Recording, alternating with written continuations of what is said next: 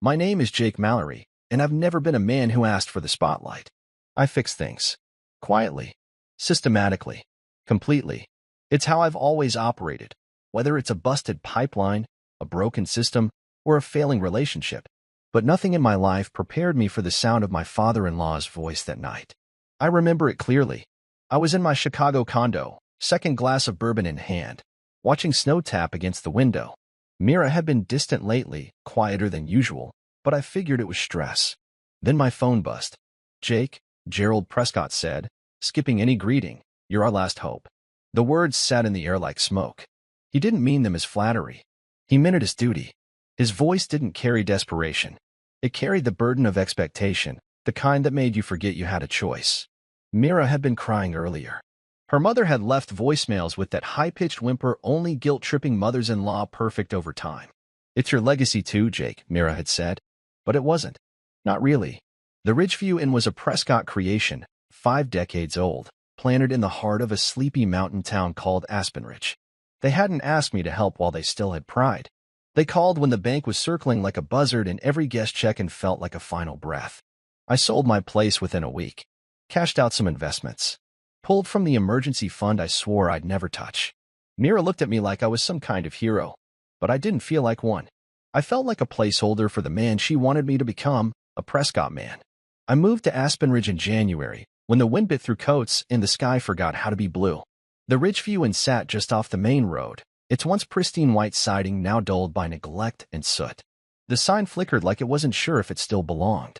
I stood outside that first morning, coffee in hand, wondering if I'd just made the worst decision of my life. Inside, the lobby smelled like mildew masked by too much pine-scented air freshener. A stained carpet greeted my boots, and the front desk clerk, a teen chewing gum, barely looked up. This was Myra's legacy? This was what I emptied my savings to salvage? But I said nothing. I just took a breath and started making mental notes. That night, Myra's mother, Celeste, made dinner. Roast beef and mashed potatoes, served with a side of shallow smiles. Gerald barely acknowledged me at the table. He poked at his food like it had betrayed him, finally muttering, "We had a dream, Jake. Just needed the right man to finish it." I wasn't sure if it was a compliment or a challenge. Mira reached under the table and squeezed my hand. I forced a smile. They showed me the numbers. Or, more accurately, they handed me a file folder and disappeared, like hoping I'd be too embarrassed to call it what it was. Financial rot dressed up in tradition. The place was bleeding money. Unpaid invoices, outdated systems, bad contracts. I stayed up that night reading every page while Mira slept beside me. By 3 a.m., I knew what needed to be done. The next morning, I put on a thermal, jeans, and boots, walked into the Ridgeview Inn, and introduced myself to the staff as just Jake. No big speeches. Just an offer. "If you show up, I'll meet you halfway. But we're done pretending this place is okay." Some rolled their eyes. Others just nodded, likely thinking I'd flame out like the last consultant they brought in 5 years ago. But I wasn't a consultant. I was an owner now, even if they didn't treat me like one. I started in the boiler room. Fixed the leak that made the East Wing smell like damp socks. Replaced the reservation software with a free trial of something from my tech days. I stayed in the manager's office for 12-hour stretches, mapping out guest behavior, cross-referencing Yelp reviews, and learning where the Prescott pride had made them blind. At night, Mira would bring me tea and whisper, "You're doing more than they ever did." I wanted to believe that was her way of saying thank you. But deep down, I wondered if she was just relieved it wasn't her job. By the end of month 1, the linen service had been renegotiated. The front desk finally greeted guests with uniformed professionalism. I started repainting the exterior myself on Sundays. I even found time to sketch out a new marketing strategy, targeting young couples and eco-tourists. And still, every time Gerald walked past me, all I got was a nod. Never a thank you. Never a well done. Just that nod, as if I were an employee who showed up on time. But I wasn't doing this for him. I wasn't even doing it for Ridgeview. I was doing it for Mira. Because when you love someone, you make sacrifices. You bury your pride. You bleed, if needed. The part one hadn't learned yet, the part that would come later, is that sometimes you can love someone enough to rebuild their world, and still not be enough to be part of it. That's where this story begins. With a man who thought loyalty was the same thing as love, and didn't yet realize that love without respect is just servitude in disguise. I walked into the Ridgeview Inn's lobby at 6:45 a.m. on a Monday, armed with a clipboard, two strong coffees, and the kind of resolve that doesn't flinch under fluorescent lighting. The front door creaked open like it had arthritis, and the smell, old carpet, expired air freshener, maybe a hint of something dead in the vents, greeted me like a warning. I looked around, trying to find one redeeming detail. Nothing. The wallpaper curled at the edges like it was trying to escape. The front desk was manned, barely, by Carmen, a woman with short curls, dark eyes, and a face that made it clear she was smarter than this place. She didn't smile when she saw me, just gave a slow nod. "Morning," she said, tone flat. I nodded back and handed her one of the coffees. "We're starting today." "Starting what?" she asked, taking the coffee anyway. "Saving this place." She blinked, then sipped. "You're funny." That was my first real interaction with Carmen, and it was the beginning of the most functional working relationship I would find inside this place. She didn't trust me yet, and frankly, I didn't blame her. This hotel had been neglected for years, run on legacy and delusion, not strategy. What I needed was allies, not yes men. Carmen was sharp enough to know I wasn't just another Prescott puppet, and I filed that away for later. The paint in the hallways was peeling like sunburned skin. Guest room doors had chipped handles, some didn't lock. I ran a full audit of the maintenance requests the first week. They weren't just behind, they had given up. I spent evenings walking room to room with a legal pad, documenting everything. Rust in the tubs, stained curtains, light fixtures from the 80s that hummed like bees. I sent Mira a text after the first walkthrough. "How did it get this bad?" She didn't reply. By week 2, I brought in Nico. He was an old friend from my hospitality tech consulting days, the kind of guy who could build a reservation system with a half-dead laptop and a pocketful of USB drives. "You really came to the mountains to fix someone else's mess?" he asked, raising an eyebrow. "I came for my wife," I said. "But now I'm just trying to keep her family from drowning." We set up shop in the storage closet that doubled as a server room. Within days, Nico had designed a streamlined system for online reservations, customer feedback, loyalty tracking, the works. We switched out their paper check-in logs and trained the front desk on tablets. It felt like giving a jet engine to a horse-drawn carriage. Next, I retrained the staff. It was grueling. Resistance came in smirks, in passive-aggressive questions, in blatant lateness. But Carmen showed up every day on time, paid attention, and corrected the others when they got it wrong. She was my anchor in a sea of eye rolls and muttered complaints. When I asked her why she hadn't left this sinking ship, she said, "Someone has to remember what it was supposed to be." It was Carmen who introduced me to Mrs. Rain, a local herbalist who sold handcrafted soaps, oils, and teas out of a tiny shop down the hill. At first, I dismissed it, felt too quaint, too off-brand for a place bleeding out financially. But then she showed me a guest book full of rave comments. "People come for nature. For peace," she said, her voice like warm honey. "They don't want a hotel. They want a retreat." That hit me like a brick. I went back to the blueprint. Instead of chasing sterile modernity, I leaned in. Rustic elegance. Personalized experiences. A luxury spa package curated with Mrs. Rain's blends. We transformed 4 guest rooms into wellness suites with soaking tubs, herbal diffusers, and soundproof walls. Carmen renamed them after local flowers. "Give them something Instagrammable," she said. "And something worth remembering." By the end of month 1, bookings were up 17%. Guest satisfaction spiked. We weren't profitable yet, but the decline had stopped. The Prescott family didn't notice. Gerald grunted when I mentioned progress. Celeste smiled vaguely, more interested in garden club gossip. Mira?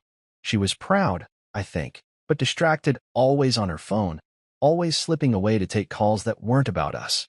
I hosted a weekend staff retreat, nothing fancy, just pizza and an open forum in the dining hall.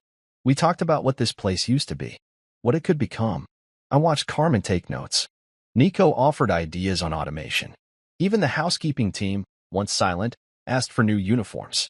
For the first time, Ridgeview felt like something alive again. Then Ryan Prescott showed up. He rolled in late on a Friday, sunglasses on indoors, stinking of liquor and loud confidence. "Heard we got ourselves a savior," he said, clapping me on the back like we were old college buddies. "Welcome to the Prescott machine, Jake." I kept my face neutral, my jaw tight. I didn't know it then, but that clap on the back was the beginning of a shove off the cliff. But for now, I kept my head down. I worked. I cleaned up messes they didn't know they'd made. I gave them a second chance at survival, thinking that maybe, just maybe, loyalty would earn me a place in the family I married into. What I didn't realize was they weren't just indifferent to me. They were already preparing for a future that didn't include me at all. He showed up on a Thursday, unannounced, as if the universe had decided I hadn't suffered enough indignities for 1 week. I was in the back office, reviewing occupancy projections and vendor contracts, when Carmen buzzed in from the front desk. Jake, you've got a Prescott at the bar. Says he's here to reclaim the throne. My stomach tightened. I already knew who it was. Ryan Prescott, Myra's older brother. 41, once promising business school dropout. Now a full-time drinker and part-time disruptor. He was the type who wore designer boots but never paid for them himself. The kind of man who always had a story, a new venture, a plan just about to take off, and yet somehow always needed a little float from the family trust to stay afloat. I hadn't seen him in 2 years, and if God had any mercy left for me, I wouldn't have seen him again. But there he was, posted up at the inn's tiny bar, laughing loudly with the bartender, his jacket slung across the next stool like it was a throne. He wore a smirk like it was tailored. "Jake Mallory," he said, raising his glass. "The miracle worker himself." "Ryan," I nodded. "Didn't know you were back in town. Just flew in. Heard the family inn was on the up and up again." He winked. "Figured I'd show my support. I always believed in you, man." It was hard not to laugh. Believed in me? This was the guy who once called me a risk-averse beta with a savior complex during Christmas dinner. I remember that because it was the last time Mira invited both of us to anything without a buffer. I sat across from him, deliberately not ordering a drink. "We've made some good progress," I said. "Long way to go, but the team's pulling together." Ryan nodded, swirling the last of his gin. Yeah, all good.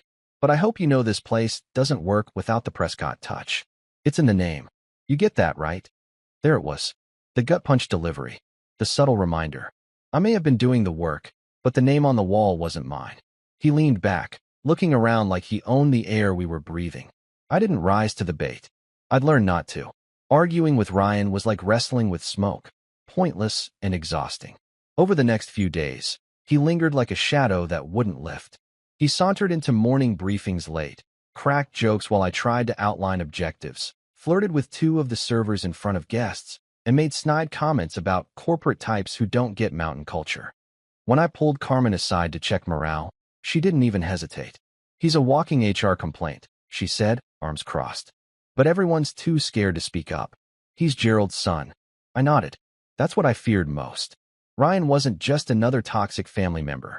He was their golden boy. Tarnished, sure, but always forgiven. Where I had to earn every inch of influence, he simply inherited it. One night, Mira and I were in bed, and I finally brought it up. "He's back for good?" I asked. She hesitated. "I don't know. Maybe. My dad's been wanting him more involved." "Involved how?" She looked at the ceiling. "Jake, don't start." I sat up. "He hasn't lifted a damn finger around here. I'm killing myself to keep this place upright, and he strolls in like it's his playground." Mira turned to me, her voice soft, almost defeated. "You're doing an amazing job. Everyone sees that." "No, Mira. They don't. They see a Prescott name and assume everything I do is because of him, or your father, or your family. I'm not sure I've earned anything here that isn't 1 second from being dismissed." She didn't reply, and her silence told me everything. From that point on, I watched him closer. Every smirk, every casual dig. He was planting seeds, whispering to Gerald, making appearances, painting himself as the returning heir. At one point, I caught him flipping through my proposal binders in the office. When I asked if he needed something, he smiled and said, "Just trying to understand the magic behind the curtain." I smiled back. The curtain's held up by duct tape and 20-hour workdays. "Let me know when you're ready for those." He just laughed. "You're intense, man. No wonder Mira married you." Balance right. That was the moment. The one that stuck. The way he said Myra's name. Like he was reminding me she was a Prescott before she was mine. Like none of this, none of me, was ever permanent. I wanted to believe that results would speak louder than legacy, that effort mattered more than inheritance. But I was beginning to realize that in this world, this family, legacy was the loudest voice in the room. And it was starting to drown me out. Still, I kept showing up. Every morning, every task, every number. Because deep down, I thought if I just worked hard enough, they'd see me. But what I didn't know was that they already had. and they'd already decided exactly how far they were willing to let me go. I stood near the back of the Ridgeview ballroom that morning, tie knotted, sleeves rolled, my laptop humming quietly behind me at the presentation table. I had arrived an hour early, double-checked the projector, resynced the slides, and straightened every chair. The quarterly staff meeting was the first of its kind in years, something I'd initiated to build transparency, culture, and ownership. There was coffee, pastries, soft jazz in the background, and a printed packet at every seat outlining our milestones. The numbers were strong. Occupancy up. Revenue steady. Guest satisfaction up 42%. We were turning a corner. I was proud. Exhausted, but proud. Staff trickled in, Carmen among them, giving me that small, affirming nod she always did when she saw how seriously I took this place.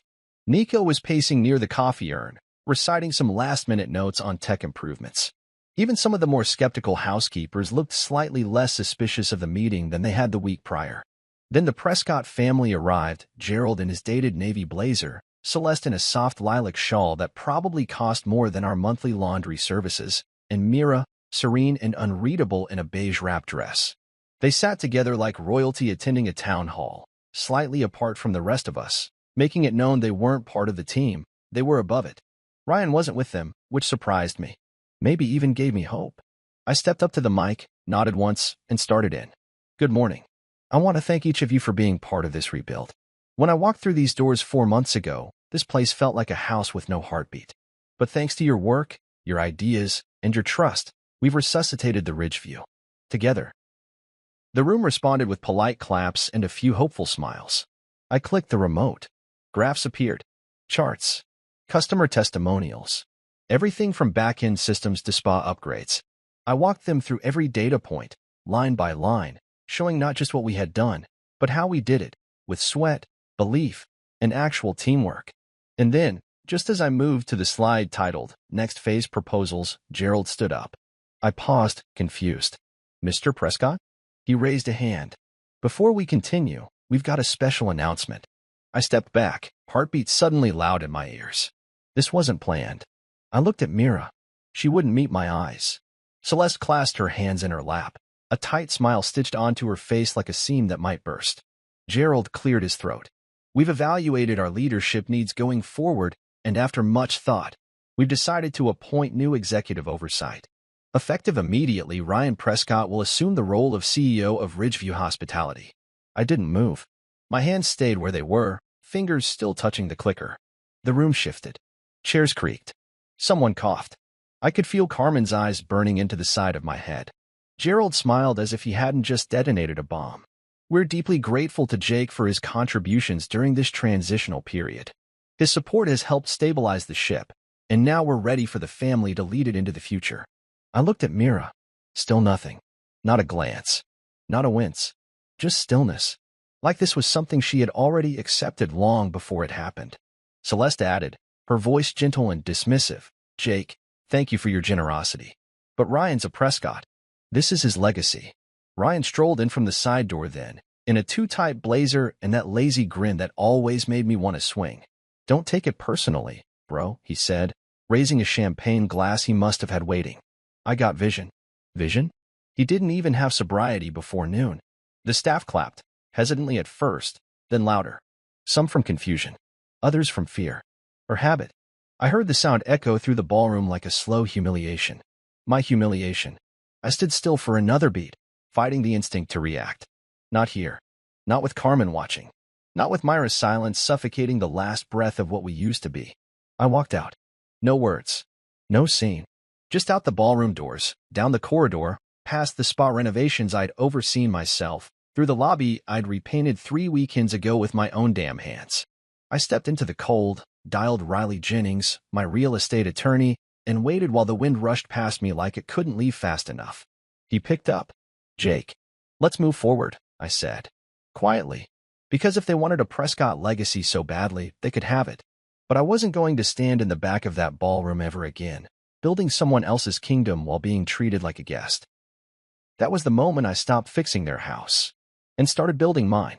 The Silver Pine Chalet was barely visible from the main road, hidden behind tall pines and nestled against a slope that had long since stopped drawing tourists. It looked like the kind of place people passed on their way to something better.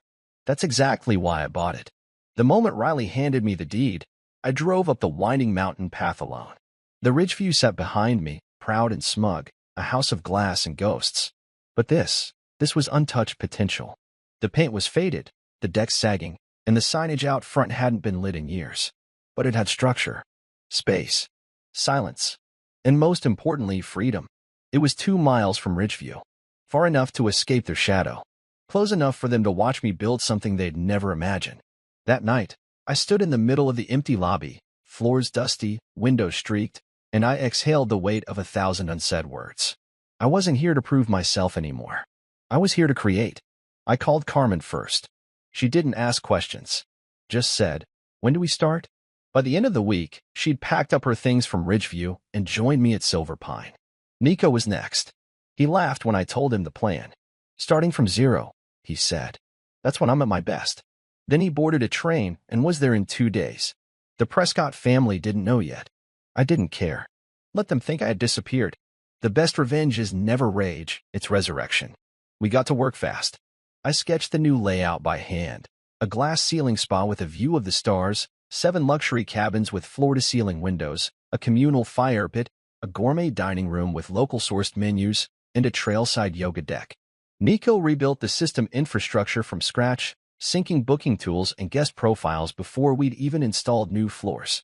Carmen hired her own team. Young, fresh, teachable. No old loyalties. No excuses. Every single one of them bought into the vision. No one here rolled their eyes or muttered Prescott behind my back. They followed me because they saw what I was doing, not who I was doing it for.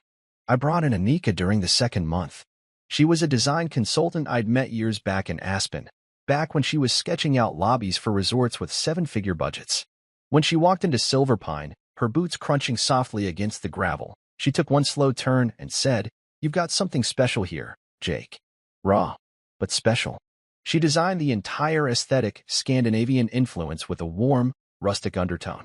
Think exposed beams, modern lighting, deep greens, and off-whites. We kept the charm but layered it with luxury. She didn't ask about the Prescotts. I didn't offer the story. We had work to do. Of course, they started whispering eventually. Gerald sent a vague email through Myra's address. "Hope you're well. Sounds like you're working on something up north. Best of luck. Let us know if you'd like to talk." I didn't reply. Celeste, during one of her passive-aggressive ambushes in town, chirped, "We heard you've been busy. That place? It's a money pit, darling. You really think tourists want to trek all the way up there?" I just smiled. It's not for tourists. It's for people who want something real. But the truth was, they weren't ignoring me. They were watching me. Myra's text changed to shorter, colder. "Ryan says you're trying to compete." As if he ever competed with anyone but the bottom of a bottle. We built through the snow, through rumors, through sabotage. One morning, the foundation crew arrived to find half the equipment vandalized. Another night, our website's preview page was cloned and filled with 1-star reviews. Nico handled that in an hour, but I knew exactly where it came from. Ridgeview wasn't secure. They were scared. I'd bled for them, and now they were afraid of my success. Good. I held staff dinners on-site, heaters roaring, bundled in coats, walking them through every milestone. I shared numbers, projections, vision. Carmen offered wine. Anika laughed about spa tile delays. Nico pitched an idea for personalized guest itineraries. It wasn't just a team, it was a movement. By month 6, the rooms were fully booked before the first soft opening. A travel influencer we'd hosted anonymously had posted a teaser photo, the hidden Colorado gem opening next month. "You've never seen a view like this." It went viral. I stood on the balcony of Cabin 7, a mug of black coffee in my hand, watching the fog roll in. The pines whispered like they were applauding. Silver Pine wasn't a recovery project. It was a declaration. And this time, the name on every deed, every contract, every dollar earned was mine. The Silver Pine Chalet opened quietly, without the fanfare or forced celebration I knew the Prescotts would have demanded. No ribbon cutting. No family speeches. Just a cold February morning, a fresh layer of snow blanketing the pine needles, and our first check-in arriving 5 minutes early, an influencer couple from Seattle with 300,000 followers and a love for off-grid luxury. They walked in holding hands, snapping photos, whispering "wow" under their breath. Carmen met them at the front desk with the poise of a five-star concierge. Nico sat in the back office, watching our new system capture each movement. Check into cabin, dining reservation confirmed, spa appointment tagged. Everything worked. Not one glitch. Every hour that passed felt like an exhale I hadn't allowed myself in months. The Forest View cabins filled up that weekend. Guests posted clips of the glass ceiling spa, their bare feet soaking in the herbal tubs while snowflakes drifted past the skylight. Others raved about the fireside dinners, where local trout was served over cedarwood and wine came from a nearby vineyard. We launched our winter retreat package, massage, hot cocoa bar, snowshoeing paths curated by Anika, and watched the bookings double by morning. For once, it wasn't about what I'd fixed. It was about what I'd created. The Ridgeview couldn't keep up. I didn't have to search for evidence. It landed right in my inbox, on the guest review forums, and from Carmen's cousin who still worked there. One review read, "Stayed at Ridgeview last year, tried Silver Pine this year. There's no going back. You can feel the difference in every touch." Still, I wasn't prepared for what happened that Friday afternoon. The glass doors whooshed open, and Mira walked in. Her boots were dusted with fresh snow, her beige coat buttoned up to her chin. She looked around slowly, not with awe, but with a kind of quiet disbelief. And right behind her, Gerald and Celeste. No Ryan. I stood near the fireplace in the main lobby, sipping tea. I didn't move, didn't flinch. I just waited, letting them come to me like guests I didn't have time for. "This is nice," Mira said, her voice low, cautious. Carmen stood nearby, watching like a hawk. Gerald kept his hands in his coat pockets, eyes roving across the chandeliers, the wall art, the lush velvet furniture. Celeste offered a brittle smile. "It's very modern. Certainly a step up from what you had in mind at Ridgeview." I didn't smile. "This is what I had in mind at Ridgeview. You just didn't let me finish." Mira turned to me. "Jake, this feels..." "No." I cut in, calm and even. "This doesn't feel like anything. This is structure. This is discipline. This is vision, executed without compromise. And it exists because I stopped asking for permission." She swallowed hard, eyes glassy. "You're angry?" I shook my head. "I'm not angry. I'm awake." Gerald stepped forward then, clearing his throat like a man trying to reassert some kind of authority. "We didn't come to argue, Jake. We just wanted to see what you've been working on." Mira said it was impressive. She was right. I let that sit there for a second. I didn't thank him. Celeste chimed in, more softly now. "Ryan had a car accident. Slid off the road last weekend. Nothing serious, just bruises and a bruised ego. He's not been himself." I looked at her. "He was never supposed to be your CEO. You all knew that. But you needed a Prescott face, and I wasn't one." Silence. Mira finally whispered, "This is petty, Jake. You're making a point at our expense." "No," I said, setting my tea down gently. "This isn't petty. This is what happens when people think loyalty is something owed rather than earned. You had your chance. You chose him." She blinked, stunned. I didn't mean it cruelly. I meant it plainly. Honestly. For the first time in years, I wasn't dressing up the truth to protect Mira from it. She didn't need another fixer. She needed the mirror I'd become. Guests drifted through the lobby, snapping pictures. One of them, an older couple from Arizona, stopped and said, "Are you the owner? This place is incredible." I nodded. "Yes, I am." They smiled wide, handed me their phone to take a photo by the fireplace, and asked about the custom stonework. I explained how it was local, how Anika chose it herself to reflect the mountain terrain. Mira and her parents watched the whole exchange, invisible in a space that no longer been around their presence. After the couple moved on, Gerald gave a slight nod. "Well, looks like you've built yourself quite the operation." "I did," I said, "and I didn't need a Prescott name to do it." He didn't respond, just turned toward the door. Mira lingered a moment longer. "I didn't come to fight." "I know." She looked around once more. "It's beautiful, Jake. Truly." Then she left. I stood there, letting the warmth from the fire settle into my bones.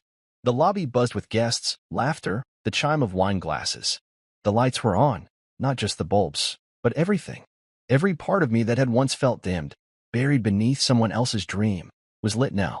Steady, fierce, alive. And for the first time in a long time, I wasn't trying to be seen. I already was. The first time I heard about Ridgeview's kitchen inspection failure, it came from one of our Silver Pine guests, a couple from Denver who'd originally booked there before switching to us last minute. "We dodged a bullet," the man said. leaning across the breakfast bar. Read the article this morning. Cockroach infestation, broken coolers, the works.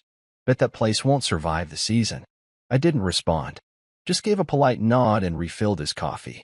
But inside, something tightened. Not satisfaction. Not even vindication. Just a sharp clarity, like watching a ship you once tried to save now sink in slow motion, while the people who pushed you off the deck still waved from the railing, pretending they were in control. Carmen came to me later that afternoon with a folder. She didn't knock, just walked into my office like she always did. "I've got something," she said, dropping it on the desk between us. "Shift schedules. From Ridgeview. My cousin's still in touch with their HR manager." I opened the folder. The schedules were chaos. Overlapping shifts, understaffed nights, new hires rotated in and out every 2 weeks. I recognized one name, Sophie, the head housekeeper I trained myself. Next to her name, resigned. Burnout. Carmen crossed her arms. "They're falling apart, Jake." Word is Ryan tried to cut hours across departments to balance payroll after the bad reviews hit. But all it did was drive out what little loyalty they had left. I exhaled slowly. "How's your cousin holding up?" "She's trying to get out. Says she's tired of being told to smile harder." His words. Of course they were. Ryan had always treated hospitality like performance art, big gestures, fast talk, and empty charm. But the work?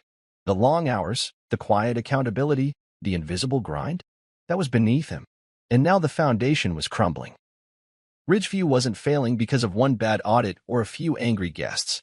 It was collapsing because no one respected the place enough to hold it upright. Later that night, I stood on the Silver Pine Terrace, watching the mountain skyline dissolve into dusk. I sipped my tea slowly, feeling the pull of everything that used to weigh me down.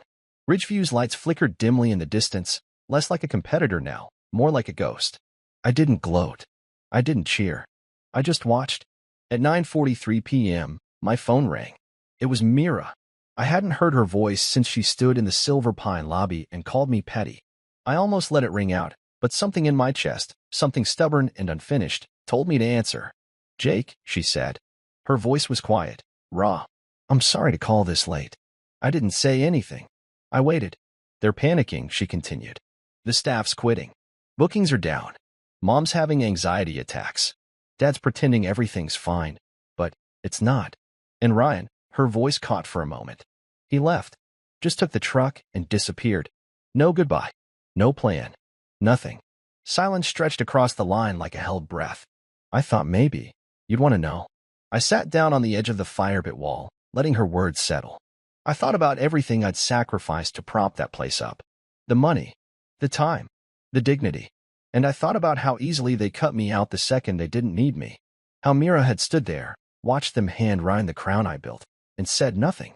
"You want me to come back?" I asked, not because I didn't know the answer, but because I needed to hear her say it. "I don't know what I want," she admitted. "They want your help. They need it. But I didn't call for them." "Then why?" She hesitated. "Because I remember who you were when you still believed in that place. And I guess I miss that version of you." I closed my eyes. That version of me didn't exist anymore. Not because he was bitter. Not because he'd hardened. But because he'd evolved. I had learned what it meant to give until it broke you, and how to rebuild from the rubble with your name etched into the cornerstone. "Mira," I said carefully, "that version of me died in your family's ballroom the day your father called Ryan the future." She didn't answer. "I'm not angry," I said, "but I'm not a rescue line either. I gave everything I had when it mattered, when it counted, and you stood by and let them erase me." She sniffed, quiet and quick. "I know." I looked out at the slope beyond Silver Pine, where string lights flickered from cabin porches, where laughter echoed faintly in the trees. "Good night, Mira." "Jake," she started, but I ended the call. I sat there a while longer, listening to the wind in the branches, the hum of something steady and alive. Silver Pine was thriving, not because I saved something broken, but because I created something worth saving. And if Ridgeview fell tomorrow, I'd let it. Not from spite, but because sometimes the only way people learn is when they're finally left to clean up their own mess. Silence has a sound. And now, it was mine. It felt strange returning to the Aspen Hospitality Summit as a speaker. I'd attended it years ago as a consultant, anonymous, suited, one of the many background minds offering ideas that other men took credit for. But this time, I wasn't invisible. This time, I had something they couldn't ignore. The invite came 2 months after Silver Pine's first major award, Colorado's most innovative winter escape. The judges praised our use of local partnerships, eco-conscious design, guest retention metrics, and the fact that our entire first quarter had sold out within a week of opening. What they didn't write, but everyone whispered, was this: he built it right under Ridgeview's nose. The summit was held at the Alderwood Convention Center, a place dripping in glass, steel, and five-figure chandeliers. I arrived in a charcoal suit, no tie, just enough polish to say I belonged, but none of the performative flash Ridgeview used to cling to. Carmen was already inside, checking the tech setup. Nico had prepped the visuals for the screen. Anika sent a good luck text: make them remember why you don't sit at their tables anymore. The ballroom filled up fast. Press, industry execs, influencers, a few familiar developers from Denver. I scanned the crowd once from backstage and froze, not from nerves. From recognition. Gerald Prescott. Front row, stone-faced. Celeste next to him, a wine glass in hand, already forcing that half-smile she reserved for social ambushes. And Mira, third seat from the left, arms folded, eyes locked on the podium. They weren't on the guest list. They didn't need to be. They came to watch. I didn't ask security to remove them. I didn't ask anything at all. When my name was called, I walked out to a quiet hush. No flashy music. No fanfare. Just soft applause and a silence I'd learned to recognize, not indifference, but expectation. And this time, I had every intention of delivering. Good evening, I began, scanning the room. When I started Silver Pine Chalet, it wasn't because I wanted to run a hotel. It was because I was tired of asking for permission to build something real. A few nods from the back rows. Phones raised. A flash or two. Too often in this industry, we confuse legacy with leadership. We think old names mean new vision. We reward tradition even when it's failing and punish innovation because it doesn't fit the family mold. I know this because I lived it. I let that hang for a moment, long enough to register Gerald's eyes narrowing. Mira sat straighter in her chair. But what I've learned, I continued, is that sometimes the best thing you can do is stop asking for a seat at someone else's table and build your own. Scattered claps. Then more. Louder. I pressed forward. At Silver Pine, we didn't inherit a blueprint. We created one. Every system we implemented was born from trial, error, and a refusal to repeat the comfortable failures of other properties. We leaned into transparency, empowered every level of staff, and invited guests not just to stay, but to belong. And we didn't do it with legacy. We did it with purpose. The applause was full now. Genuine.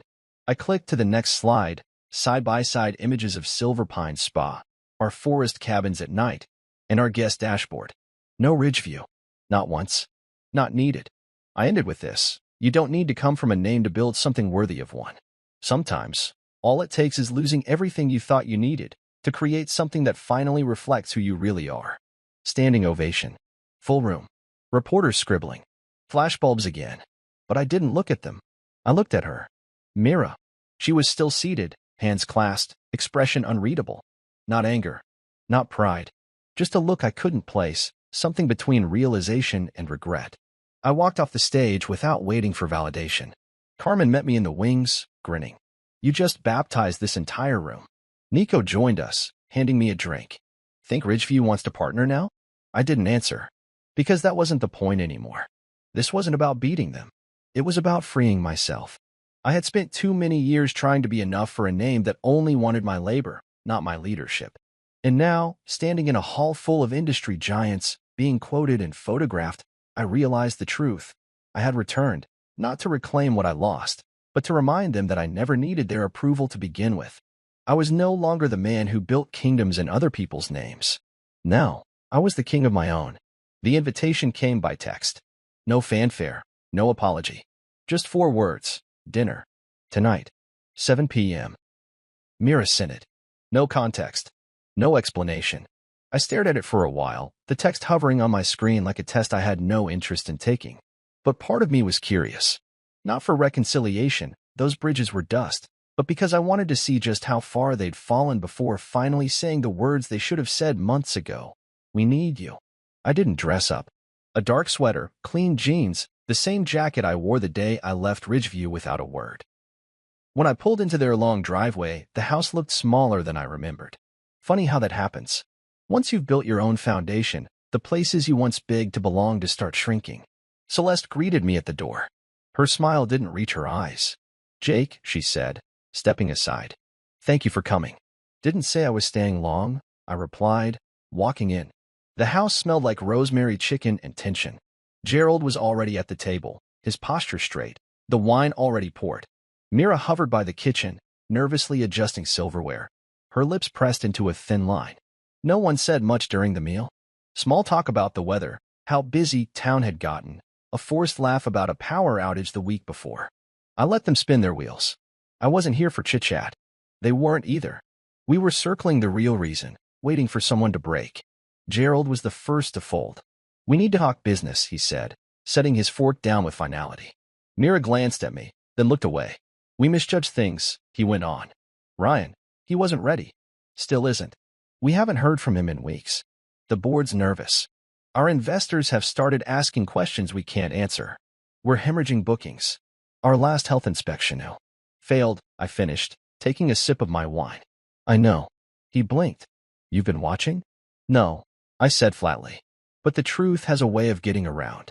Celeste cleared her throat, her voice soft. "We've made mistakes, Jake.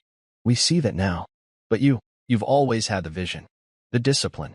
You turned Ridgeview around once before. You could do it again." Mira finally spoke. "They want you back. To lead. As managing partner, with full authority.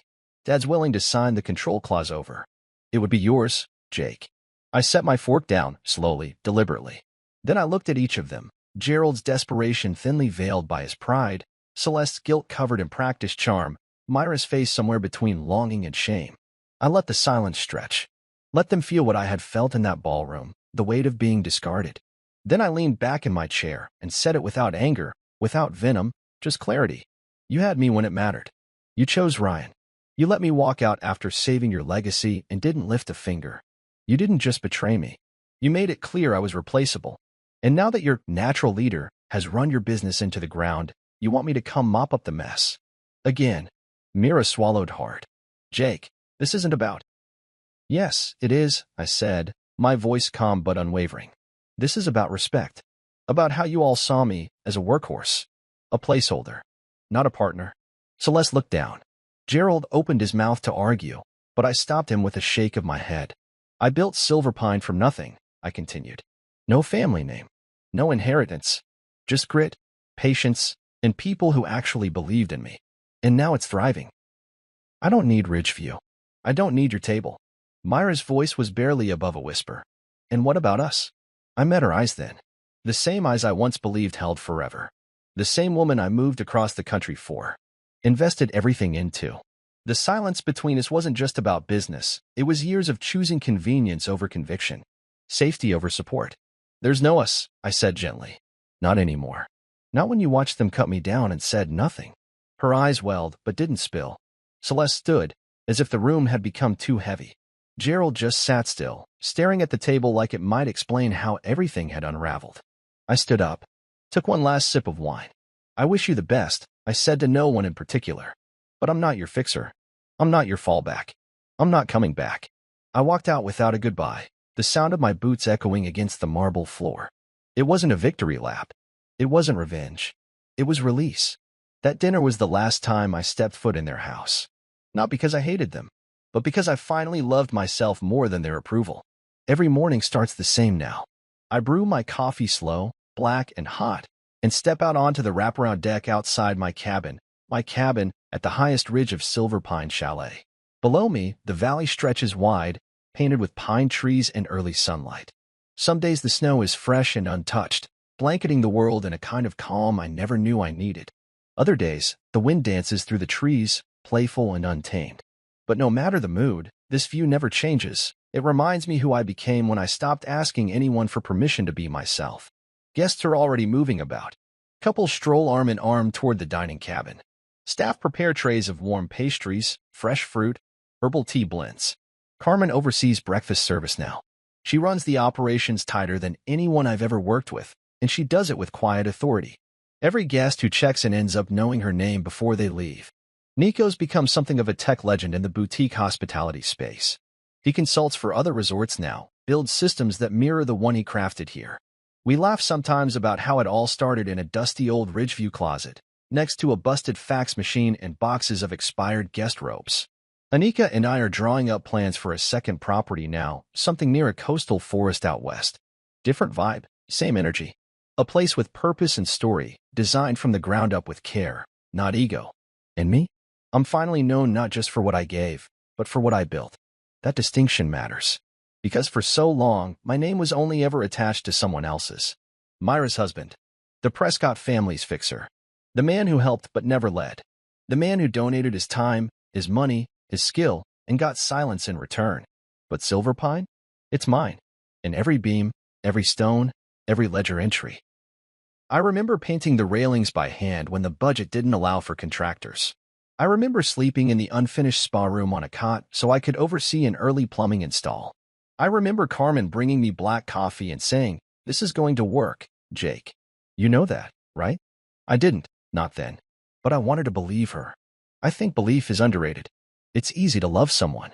It's harder to believe in them. Mira never did. Not really. She loved the way I tried. Loved the safety I offered. But when it came down to it, when the stakes rose and the room filled with her family's judgment, she shrank. She let them erase me. She let the man who built the scaffolding get written out of the blueprints. We separated quietly. No dramatic fights. No thrown glasses or social media explosions. Just a joint agreement, a few signed documents, and a long silence we both stopped trying to fill. She moved back into the city. We don't talk. We don't need to. There's nothing left to say. Some guests ask me about the Ridgeview Inn. A few even compare us, politely, with wide eyes and hesitant smiles. I just nod and change the subject. Because the place is in the rearview now. Last I heard, Gerald had taken on more debt, sold off a section of the land to cover costs. Celeste was spending her days in garden clubs and avoiding investor calls. Mira was interviewing with nonprofits, trying to start something new. And Ryan? Still a ghost. I don't hate them. That surprises people when I say it. But hate takes energy. I spend enough of mine trying to earn their respect. That chapter's done. These days, I live in the quiet. I watch guests laugh around the fire pits I designed myself, natural stone, low enough to encourage conversation, warm enough to keep people outside even when the temperature dips. I listen to the rustle of leaves, the crunch of fresh snow under boots, the hum of music from the wellness cabins where visitors learn to slow down, to breathe, to remember who they are.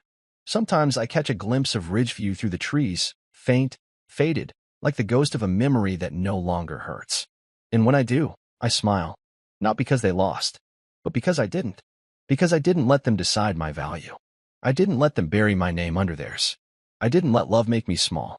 I think that's the real victory. Not the revenue, not the awards, not even the expansion plans. It's the quiet confidence of knowing I didn't break. I just rebuilt. Stronger. Wiser. Freer. As the morning sun floods the valley and my guests begin their day, I lift my mug in a silent toast, not to them, not to her, not to the past. To me. To the man who stepped away from the ballroom and built a view worth waking up to.